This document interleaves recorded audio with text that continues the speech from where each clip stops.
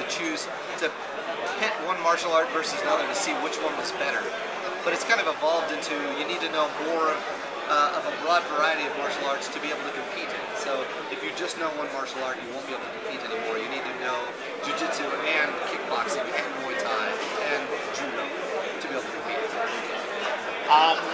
It's quite difficult to create a game out of nothing because you have, as EA, boxing games, you have wrestling games, but it must be quite complicated to create a game with all these martial arts styles. Was it a challenge? It definitely was a challenge. We started with the Fight Night engine and they developed a great game, so it gave us a great base to start from.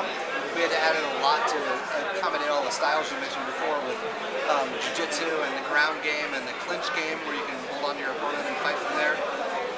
So a lot of work was done to really refine the engine and change the engine to do that kind of stuff.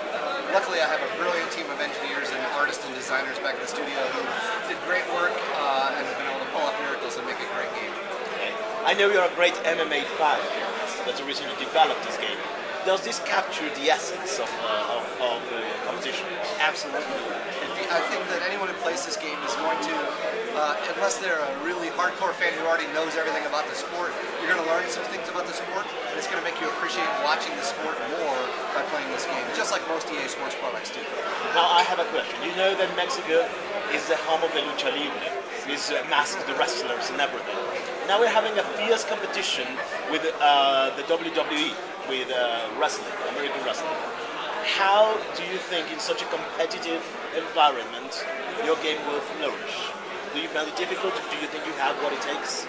Well, I think there's definitely a love for the lucha libre and wrestling background. I think there's definitely a passion for that, but I think there's also a passion for competitive fighting games. And I think we deliver that in spades. I think everyone is going to really be able to get in the ring and find out who the best competitor is in our game in a way they've never been able to do before. With our consistent, intuitive controls, they're really going to be able to fight and have a great time with it.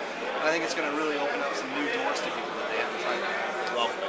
Now, certainly with games such as this, especially because of the graphic violence, do you think that there will be some sort of trouble in games that maybe promote violence, or is it just a sport and it should be taken as such?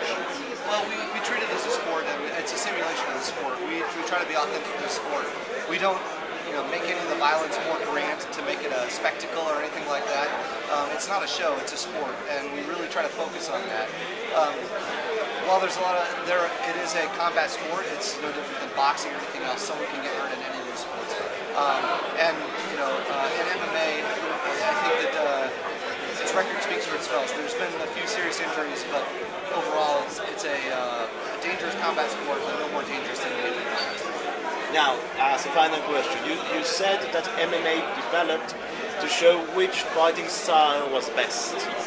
Which is best? None of the best. It's all about matchups. So if you're a ground fighter, it doesn't matter how good you are on the ground with jiu-jitsu if you can't get your opponent to be on the ground with you. So if he knocks you out while you're on your feet, it doesn't matter how good you are on the ground. So it's always about matchups in MMA. It's about taking advantage of your strengths and trying to capitalize on your opponent's weaknesses and trying to avoid their strengths. So it's a really, it's almost a chess match and a strategy involved in it. Thanks a lot, Dave. Thank you.